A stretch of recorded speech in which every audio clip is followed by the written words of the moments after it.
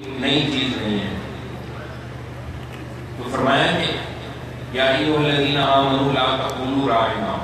وہ یہ تھا کہ رائنا ایک لفظ ہے کہ جس کے دو معنی ہیں. ایک معنی تو یہ ہے کہ ہمارے چرواہے،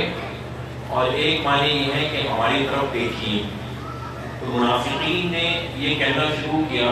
رسول اللہ صلی اللہ علیہ وسلم کو چھوٹا نعوذ باللہ بتانے کے لیے کہ ایک ہمارے چرواہے ہماری بات سن لیے. تو جب انہوں نے یہ کہنا شروع کیا تو مسلمانوں نے بھی ان کی دیکھا دیکھی یہی لفظ استعمال کرنا شروع کر دیا.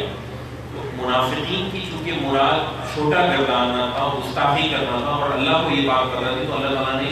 مسلمانوں کے لیے کہا کہ تم یہ لفظ استعمال نہ کرو، بلکہ اس سے ایک بہتر لفظ ہے انظرنا، کہ ہماری طرف نظر التفات فرمائیے، جس کے کوئی اور دوسرے معنی نہیں ہے، لہٰذا وہ استعمال کریں. اور پھر آگے چل کے اس رکوع کے آخر میں اللہ تعالیٰ یہ فرمائیں گے کہ ان کے ساتھ معاملہ کیا کرنا ہے. یہ جو گستاخ رسول ہیں، ان کی گردن اڑا دینی ہے، ان کو دیوار سے لگا دینا ہے، یا کوئی اور رویہ اختیار کرنا ہے. اللہ کی الفاظ ہیں، ہم اس کو سنیں گے.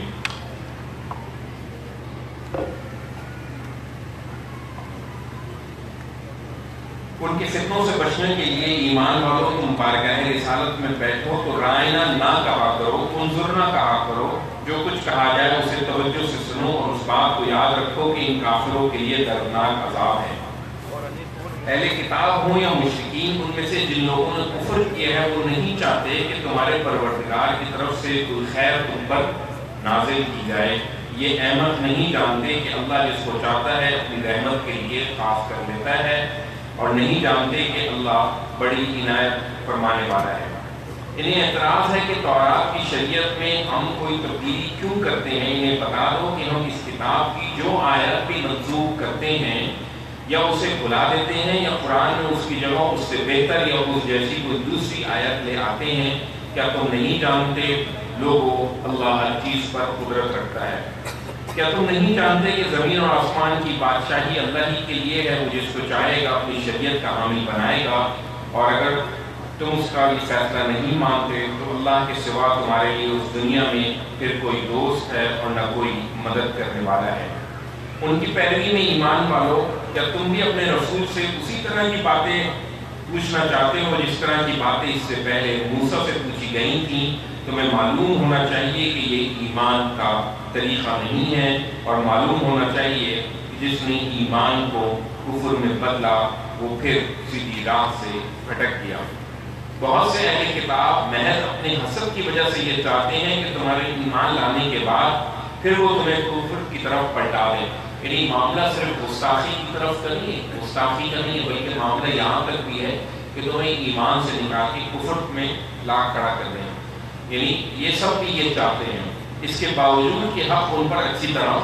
واضح ہو چکا ہے، سو ان سے درگزر کرو اور نظر انداز کرو. یہ جو بات بھی کر رہے ہیں، گستاخی کر رہے ہیں، بلیسفیمی کر رہے ہیں، حضور کو نیچا دکھا رہے ہیں، تو تم ان کے ساتھ درگزر کرو. اور یہ درگزر کرنے کے لیے واحد کا صیغہ استعمال نہیں کیا سنگولر کا، بلکہ پلورل کا استعمال کیا کہ جتنے لوگ بھی ہیں ایمان والے، جتنے لوگ بھی ہیں وہ سب درگزر کریں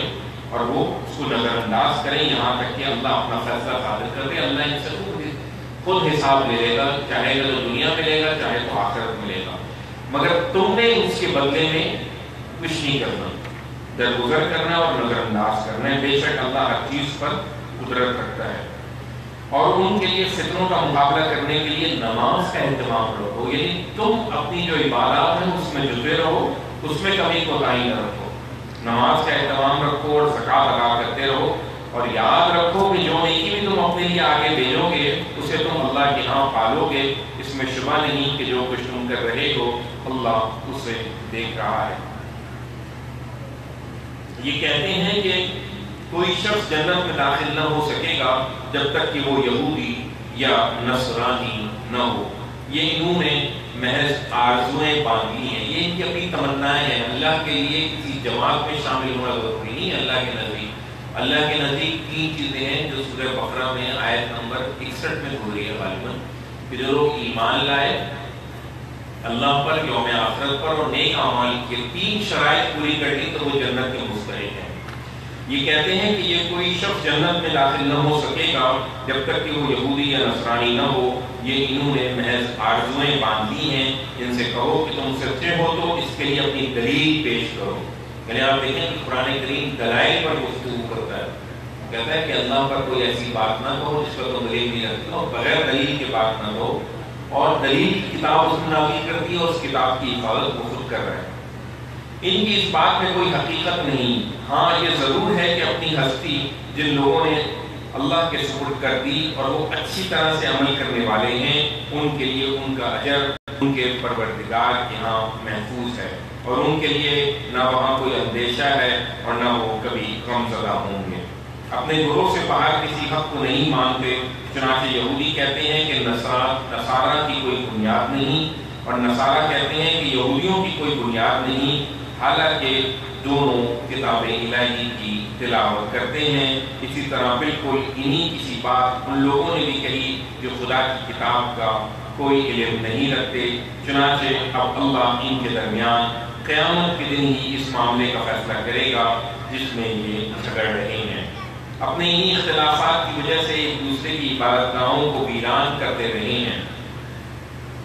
اور اس شخص سے بڑھ کر ظالم کون ہوگا جو اللہ کے معبودوں میں اس بات سے منع کرے کہ وہاں اس کا نام لیا جائے، ان کے اللہ کے معبدوں میں یعنی مسجدوں میں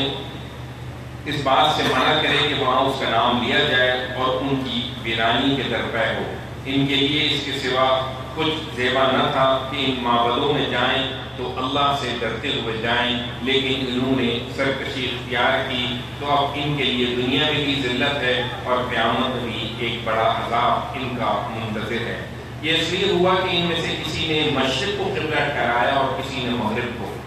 اور اب یہ ہے کہ مشرق و مغرب سب اللہ کے لیے ہیں، لہذا اللہ کے حکم پر تم جدھر رخ کرو گے وہیں اللہ کی خوشنودی ہے۔ اس میں شبہ نہیں کہ اللہ بڑی گنجائش والا ہے اور وہ ہر چیز کو جانتا ہے۔ پھر یہی نہیں کہ اپنی نجات کے یہ مدعی اس قدر پستی میں گر، بے شک وہ پاک ہے ان باتوں سے، بلکہ زمین اور آسمانوں میں جو کچھ ہے اسی کا ہے، سب اس کا حکم مانتے ہیں۔ زمین اور آسمان کو وہی عدم سے وجود میں لانے والا ہے، اور جب کسی بات کا فیصلہ کر لیتا ہے تو اس کے لیے اتنا ہی کہتا ہے کہ ہو جا تو وہ ہو جاتی ہے۔ اور اسی طرح ان لوگوں نے بھی کہا ہے کہ جو کتاب الہی کا علم نہیں رکھتے کہ اللہ ہم سے براہ راست کیوں ہم کلام نہیں ہوتا یا ہمارے پاس کوئی واضح نشانی کیوں نہیں آتی۔ بالکل اسی طرح جو ان سے پہلے گزرے ہیں انہوں نے بھی انہی کسی بات کہی تھی۔ ان سب کے دل ایک سے ہیں، ہم نے اپنی نشانیاں ان لوگوں کے لیے جو یقین کرنا چاہیں ہر لحاظ سے واضح کر دی ہیں، لہذا تمہاری کوئی ذمہ داری نہیں کہ ان کی خواہش کے مطابق انہیں معجزے اور نشانیاں دکھاؤ۔ ہم نے تمہیں حق کے ساتھ بھیجا ہے اے پیغمبر، انذار و بشارت کے لیے، اور تم سے ان دوزخ والوں کے بارے میں ہرگز سوال نہ ہوگا۔ یہ یہود و نصارہ تم سے ہرگز راضی نہ ہوں گے جب تک کہ ان کا مذہب اختیار نہ کر لو، لہذا کہہ دو کہ اللہ کی ہدایت ہی اصل ہدایت ہے، اور جان لو اگر تم اس علم کے بعد جو تمہارے پاس آ چکا ہے ان کی خواہشوں پر چلے تو اللہ کے مقابلے میں تمہارا کوئی دوست اور کوئی مددگار نہ ہوگا۔ یعنی یہ رسول کو بھی کہا جا رہا ہے کہ جب تمہارے پاس ہدایت پہنچ چکی ہے تو تم نے 100% اسی کی پیروی کرنی ہے، اور اگر تم نے بھی اس کی پیروی نہ کی تو تمہارا نہ کوئی دوست ہوگا اور نہ کوئی مددگار ہوگا اللہ کے مقابلے میں اگر تم نے نافرمانی کی۔ تمہیں مطمئن رہنا چاہیے کہ وہ لوگ جنہیں ہم نے کتاب عطا فرمائی ہے ان کا معاملہ یہ رہا کہ وہ اس کی تلاوت کا حق ادا کرتے رہے،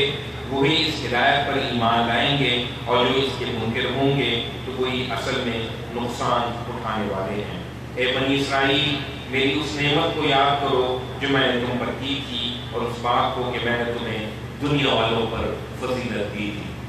اور اس دن سے ڈرو جب کوئی کسی کے کچھ کام نہ آئے گا، اور نہ اس سے کوئی بدلہ قبول کیا جائے گا، اور نہ اس سے کوئی سفارش نفع دے گی، اور نہ کوئی مدد اس کو لوگوں کی پہنچے گی۔ اور یاد کرو کہ جب ابراہیم کو اس کے پروردگار نے چند باتوں میں آزمایا تو اس نے وہ پوری کر دی۔ فرمایا میں نے فیصلہ کیا ہے کہ میں تمہیں لوگوں کا امام بناؤں گا۔ عرض کیا اور میری اولاد میں سے بھی؟ فرمایا میرا یہ عہد ان میں سے ظالموں کو شامل نہیں ہے، یعنی آپ کی اولاد میں سے جو حق پر ہوگا اس کو تو وہ امامت مل سکتی ہے، اور جو ظالم ہوگا اس کو وہ امامت نہیں ملے گی۔ اور یاد کرو کہ جب ہم نے سرزمین عرب میں اس بیت الحرام کو لوگوں کا مرجع اور ان کے لیے پناہ کی جگہ قرار دیا اور حکم دیا کہ ابراہیم کی اس قیامگاہ میں نماز کی ایک جگہ بناؤ، اور ابراہیم و اسماعیل کو اس بات کا پابند کیا کہ میرے اس گھر کو ان لوگوں کے لیے پاک رکھو جو اس میں طواف کرنے، اعتکاف کرنے اور رکوع سجود کرنے کے لیے آئیں۔ یہ حضرت ابراہیم علیہ السلام سے اللہ تعالیٰ نے اپنا گھر یعنی بیت اللہ تعمیر کرایا۔ اور یاد کرو کہ جب ابراہیم نے دعا کی کہ پروردگار اس شہر کو امن کا شہر بنا دے اور اس کے لوگوں میں سے جو اللہ اور قیامت کو ماننے والے ہوں انہیں پیداوار کی روزی عطا فرما، اللہ نے فرمایا اور جو منکر ہیں ان چیزوں سے چند روز کے لیے فائدہ اٹھانے کی مہلت میں انہیں بھی دوں گا۔ یعنی انہوں نے کہا تھا کہ جو ماننے والے ہوں ان کو تو روزی دے، اللہ نے فرمایا کہ نہیں میں ان کو بھی دوں گا، اور جو منکر ہیں نہ ماننے والے ان کو بھی دوں گا، مگر وہ چند دن فائدہ اٹھانے کی مہلت ہوگی ان کو، پھر دوزخ کے عذاب میں پکڑ لاؤں گا اور وہ بہت ہی برا ٹھکانہ ہے۔ اور یاد کرو جب ابراہیم اور اسماعیل میرے اس گھر کی بنیادیں اٹھا رہے تھے اس وقت ان کے لبوں پر التجا تھی کہ پروردگار تو ہماری طرف سے یہ دعا قبول فرما، اس میں شبہ نہیں کہ تو ہی سننے والا اور جاننے والا ہے۔ پروردگار ہم دونوں کو تو اپنا فرما بردار بنا اور ہماری اولاد سے بھی اپنی ایک فرما بردار امت اٹھا اور ہم کو ہمارے عبادت کے طریقے بتا اور ہماری توبہ قبول فرما، اس میں شبہ نہیں کہ تو ہی بڑا توبہ قبول کرنے والا ہے، اپنے بندوں پر اور رحم فرمانے والا ہے۔ یہ دعا فرمائی تھی حضرت ابراہیم علیہ السلام نے، اب وہ دعا قبول ہوئی۔ پروردگار اور انہی میں سے ان کے اندر ایک رسول اٹھا جو تیری آیتیں انہیں سنائے اور انہیں قانون اور حکمت سکھائے اور اس طرح انہیں پاکیزہ بنائے، اس میں شبہ نہیں کہ تو ہی بڑا زبردست ہے، بڑی حکمت والا ہے۔ اور ابراہیم کے دین سے کون ہے جو انحراف کرے؟ ہاں وہی ہے جو اپنے آپ کو حماقت میں مبتلا کر لے۔ ہم نے اس کو دنیا میں اپنے لیے خاص کیا تھا اور قیامت میں بھی وہ صالحین میں سے ہوگا۔ وہی ابراہیم کہ جب اس کے پروردگار نے اسے حکم دیا کہ اپنے آپ کو حوالے کر دو، اس نے فوراً کہا میں نے اپنے آپ کو پروردگار عالم کے حوالے کر دیا، یعنی اسلام لے آئے۔ اسلام کا مطلب کیا ہے کہ پوری طرح اپنے آپ کو سرنڈر کر دینا اللہ کے آگے۔ اور اسی دن کی نصیحت ابراہیم نے اپنے بیٹوں کو بھی کی اور اسی کی نصیحت یعقوب نے بھی کی تھی۔ اس نے کہا تھا کہ میرے بچوں، اللہ نے یہی دین تمہارے لیے منتخب فرمایا ہے، اس لیے اب موت کے وقت تک تمہیں ہر حال میں مسلمان ہی رہنا ہے۔ پھر کیا تم اس وقت موجود تھے جب یعقوب اس دنیا سے رخصت ہو رہا تھا؟ اس وقت جب اس نے اپنے بیٹوں سے پوچھا تم میرے بعد کس کی عبادت کرو گے؟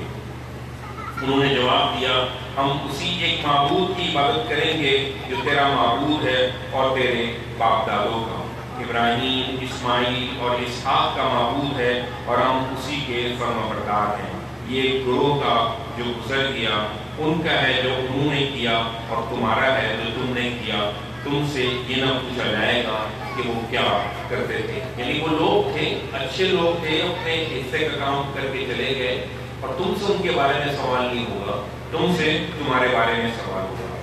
ان کے بزرگوں کی روایت تو یہ ہے اور ادھر ان کا اصرار ہے کہ یہودی یا نصرانی بنو تو ہدایت پاؤ گے۔ ان سے کہہ دو بلکہ ابراہیم کا دین اختیار کرو جو اپنے پروردگار کے لیے بالکل ایک یکسو تھا اور مشرکوں میں سے نہیں تھا۔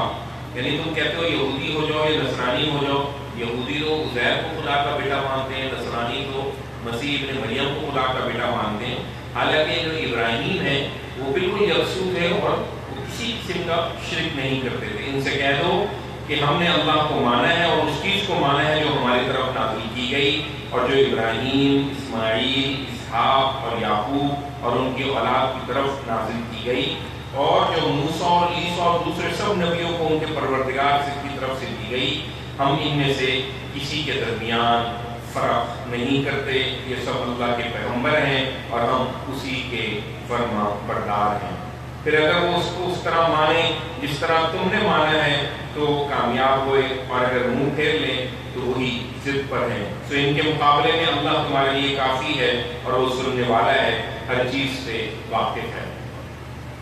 ان سے کہہ دو کہ تم اللہ کا یہ رنگ اختیار کرو اور اللہ کے رنگ سے کس کا رنگ بہتر ہے، اور کہہ دو کہ ہم تو ہر حال میں اسی کی عبادت کرتے ہیں۔ کہہ دو کیا تم اللہ کے بارے میں ہم سے جھگڑتے ہو، حالانکہ وہی ہمارا بھی پروردگار ہے اور تمہارا بھی، اور اگر یہ نہیں تو پھر ہمارے لیے ہمارے عمل ہیں اور تمہارے لیے تمہارے، اور ہم تو خالص اسی کے ہیں۔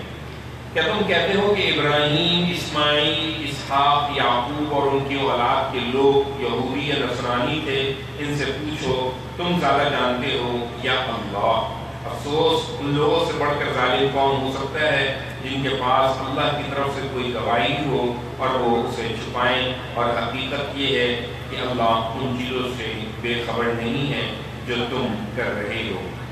یہ ایک گروہ تھا جو گزر گیا، ان کا ہے جو انہوں نے کیا اور تمہارا ہے جو تم نے کیا، تم سے نہ پوچھا جائے گا کہ وہ کیا کرتے تھے۔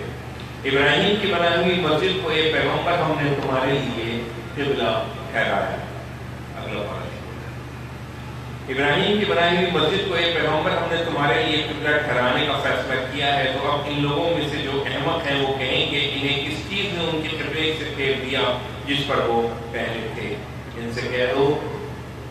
کہ مشرق اور مغرب سب اللہ کے لیے ہیں، وہ جس کو چاہتا ہے ان تعصبات سے نکال کر سیدھی راہ دکھا دیتا ہے۔ ہم نے یہی کیا ہے، اور جس طرح مسجد حرام کو تمہارا قبلہ ٹھہرایا ہے اسی طرح ہم نے تمہیں بھی ایک درمیان کی جماعت بنا دیا ہے، تاکہ تم دنیا کے سب لوگوں پر حق کی شہادت دینے والے بنو اور اللہ کا رسول تم پر یہ شہادت دے۔ اب یہ وہی ذمہ داری جو پہلے بنی اسرائیل کو دی گئی تھی اور بنو اسماعیل کی طرف منتقل ہو رہی ہے، اور یہ کہا جا رہا ہے کہ تم امت وسطاً ہو اور رسول تم پر گواہ ہیں اور تم لوگوں پر گواہ ہو۔ اور اس سے پہلے جس قبلے پر تم تھے تو اسے ہم نے صرف یہ دیکھنے کے لیے ٹھہرایا تھا کہ کون رسول کی پیروی کرتا ہے اور کون الٹے پاؤں پھر جاتا ہے۔ اس میں شبہ نہیں کہ وہ ایک بھاری بات تھی، مگر ان کے لیے نہیں جنہیں اللہ ہدایت سے بہریاب کرے۔ اللہ ایسا نہیں ہے کہ اس طرح کی آزمائش سے وہ تمہارے ایمان کو ضائع کرنا چاہے۔ اللہ تو لوگوں کے لیے بڑا مہربان ہے، سراسر رحمت ہے۔ تمہارا منہ کا بار بار آسمان کی طرف اٹھنا ہم دیکھتے رہے ہیں۔ اے پیغمبر، سو ہم نے فیصلہ کر لیا کہ تم اس قبلے کی طرف پھیر دیں جو تم کو پسند ہے، لہذا اب اپنا رخ مسجد حرام کی طرف پھیر دو، اور جہاں کہیں بھی ہو نماز میں اپنے رخ اسی کی طرف کرو۔ یہ لوگ جنہیں کتاب دی گئی تھی جانتے ہیں کہ ان کے پروردگار کی طرف سے یہی حق ہے، اور اس کے باوجود جو کچھ یہ کر رہے ہیں اللہ اس سے بے خبر نہیں ہے۔ اور ان اہل کتاب کے سامنے اے پیغمبر تم اگر سب نشانیاں بھی پیش کر دو تو یہ تمہارے قبلے کی پیروی نہ کریں گے، اور اس کے ساتھ یہ بھی حقیقت ہے کہ جو علم تمہارے پاس آ چکا ہے اس کی بنا پر تم بھی ان کا قبلہ نہیں مان سکتے۔ ان کی یہ ضد صرف تمہارے ساتھ نہیں ہے، حقیقت یہ ہے کہ یہ بھی ایک دوسرے کا قبلہ نہیں مانتے، لہذا ان کو کوئی چیز اگر مطمئن کر سکتی ہے تو یہی کہ تم ان کا قبلہ مان لو، اور تمہیں معلوم ہونا چاہیے کہ تم اگر اس علم کے بعد جو تمہارے پاس وحی کے ذریعے سے آ چکا ہے ان کی خواہشوں کے پیچھے چلتے ہو تو تم بھی یقیناً انہی ظالموں میں سے ہوگے۔ یہ حقیقت ہے کہ جن کو ہم نے کتاب دی وہ اس چیز کو ایسا پہچانتے ہیں جیسا اپنے بیٹوں کو پہچانتے ہیں، اور ان میں سے ایک گروہ وہ ہے جو جانتے بوجھتے حق کو چھپاتا ہے۔ تم پر واضح ہو کہ تمہارے پروردگار کی طرف سے یہی حق ہے، لہذا اس کے متعلق تم کو ہرگز کسی شک میں نہ پڑنا چاہیے۔ جو بات شروع میں کہی تھی کہ یہ کتاب ہے اس میں کوئی شک نہیں ہے، اسی کی بات کو کہا جا رہا ہے کہ یہ خدا کی طرف سے ہے، اور اس میں کسی قسم کا شک میں تمہیں نہیں پڑنا چاہیے۔ اور ان میں سے ہر ایک نے اپنے لیے قبلے کی ایک سمت مقرر کر رکھی ہے، وہ اسی کا رخ کرتا ہے، اس لیے تم انہیں چھوڑ دو اور نیکیوں کی راہ میں آگے بڑھنے کی کوشش کرو۔ اپنی بات کو پہنچانے کے بعد ان کو اپنے حال پہ چھوڑ دو۔ تم جہاں بھی ہوگے اللہ تم سب کو فیصلے کے لیے اکٹھا کرے گا، اللہ ہر چیز پر قدرت رکھتا ہے۔ انہیں چھوڑ دو اور سفر میں بھی ہمیشہ جہاں سے نکلو نماز کے لیے اپنا رخ مسجد حرام ہی کی طرف کرو، اس میں شبہ نہیں کہ تمہارے پروردگار کی طرف سے یہی حق ہے، اور یاد رکھو کہ جو کچھ تم لوگ کرتے ہو اللہ اس سے بے خبر نہیں ہے۔ اور ایک مرتبہ پھر سنو کہ سفر میں بھی ہمیشہ جہاں سے نکلو نماز کے لیے اپنا رخ مسجد حرام ہی کی طرف کرو، اور عام حالات میں بھی تم جہاں کہیں ہو اپنا رخ اسی مسجد کی طرف کرو، اس لیے کہ ان لوگوں کو تمہارے خلاف کوئی حجت نہ ملے۔ ہاں ان میں وہ ظالم ہیں، ان کی زبان تو کوئی چیز بھی بند نہیں کر سکتی، تو تم ان سے نہ ڈرو بلکہ مجھ سے ڈرو، اور اس لیے کہ تم پر اپنی نعمت میں پوری کر دوں، اس لیے کہ تم سیدھا راستہ پالو۔ چنانچہ یہی مقاصد ہیں جن کے لیے ہم نے ایک رسول تم میں سے تمہارے اندر بھیجا ہے، جو ہماری آیتیں تمہیں سناتا ہے اور تمہارا تزکیہ کرتا ہے، اور اس کے لیے تمہیں قانون اور حکمت کی تعلیم دیتا ہے، اس طرح وہ چیزیں تمہیں سکھاتا ہے جو تم نہیں جانتے تھے۔ رسول کے 4 بنیادی کام یہ ہیں: تلاوت کرنا، تزکیہ نفس کرنا، اندر جو برائیاں ہیں ان سے انسان کو پاکیزہ بنانا، دور کرنا، تزکیہ نفس کرنا، اور قانون اور حکمت کی تعلیم دینا۔ یہ 4 کام ہیں جو اللہ تعالیٰ نے رسول کے اوپر ذمہ داری ڈالی تھی۔ لہذا تم مجھے یاد رکھو، میں تمہیں یاد رکھوں گا، اور میرے شکر گزار بن کر رہو، میری ناشکری نہ کرو۔ ایمان والو، یہ نعمت تمہیں عطا ہوئی ہے کہ اب تمہارے مخالفین کی طرف سے جو مشکلیں بھی آئیں ان میں ثابت قدمی اور نماز سے مدد چاہو۔ اس میں شبہ نہیں کہ اللہ ان کے ساتھ ہے جو مشکلات کے مقابلے میں ثابت قدم رہنے والے ہوں۔ بنی اسرائیل کو بھی یہی حکم دیا تھا کہ وَاسْتَعِینُوا بِالصَّبْرِ وَالصَّلَاةِ، نماز اور صبر کے ذریعے سے مدد حاصل کرو۔ اور اب مسلمانوں کو بھی یہ کہا جا رہا ہے کہ ایمان والو نماز اور صبر سے ذریعے سے مدد چاہو۔ اس میں شبہ نہیں کہ اللہ ان کے ساتھ ہے جو مشکلات کے مقابلے میں ثابت قدم رہنے والے ہیں، یعنی جو صبر کرنے والے ہیں اللہ کی طاقت اور مدد ان کے ساتھ ہوتی ہے۔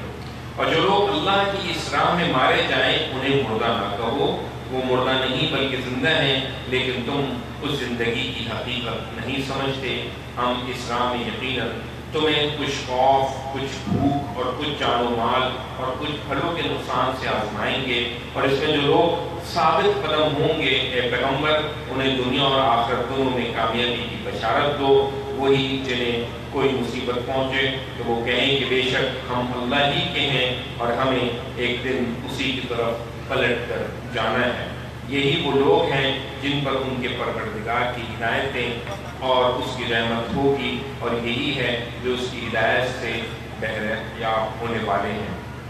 بیت الحرام ہی کی طرح صفا اور مروہ کی حقیقت بھی ان یہودیوں نے ہمیشہ چھپانے کی کوشش کی ہے، لہذا تحویل قبلہ کے اس موقع پر یہ بات بھی واضح ہو جانی چاہیے کہ صفا اور مروہ یقیناً اللہ کی شعائر میں سے ہیں، یعنی نشانیوں میں سے ہیں۔ چنانچہ وہ لوگ جو اس کے گھر کا حج یا عمرہ کرنے کے لیے آئیں ان پر کوئی حج نہیں کہ وہ ان دونوں کا طواف بھی کر لیں، بلکہ یہ ایک نیکی کا کام ہے، اور جس نے اپنے شوق سے نیکی کا کوئی کام کیا اللہ اسے قبول کرنے والا ہے، اس سے پوری طرح باخبر ہے۔ اس معاملے میں جو حقائق ہم نے نازل کیے ہیں اور جو ہدایت بھیجی تھی اسے جو لوگ چھپاتے ہیں، اس کے باوجود کہ ان لوگوں کے لیے اپنی کتاب میں ہم نے اسے کھول کھول کر بیان کر دیا تھا، یقیناً وہی ہیں جن پر اللہ لعنت کرتا ہے اور لعنت کرنے والے بھی جن پر لعنت کریں گے۔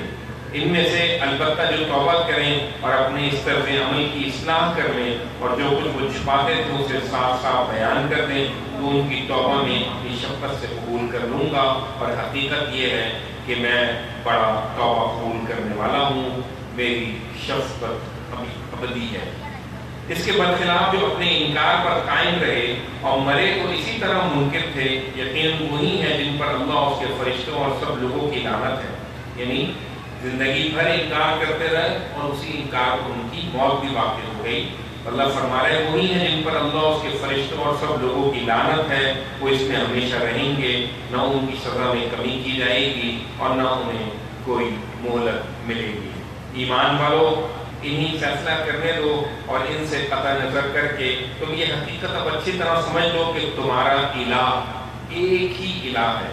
اس کے سوا کوئی الہ نہیں، وہ سراسر رحمت ہے، اس کی شفقت ابدی ہے۔ اس میں شبہ نہیں کہ آسمان و زمین کے بنانے میں اور شب و روز کے بدل کر آنے میں اور لوگوں کے لیے دریا میں نفع کی چیزیں لے کر چلتی ہوئی کشتیوں میں اور اس پانی میں جو اللہ نے آسمان سے اتارا ہے، پھر اس سے زمین کو اس کے مر جانے کے بعد زندہ کیا ہے اور اس میں ہر قسم کے جاندار پھیلائے ہیں، اور ہواؤں کے پھیرنے میں اور آسمانوں و زمین کے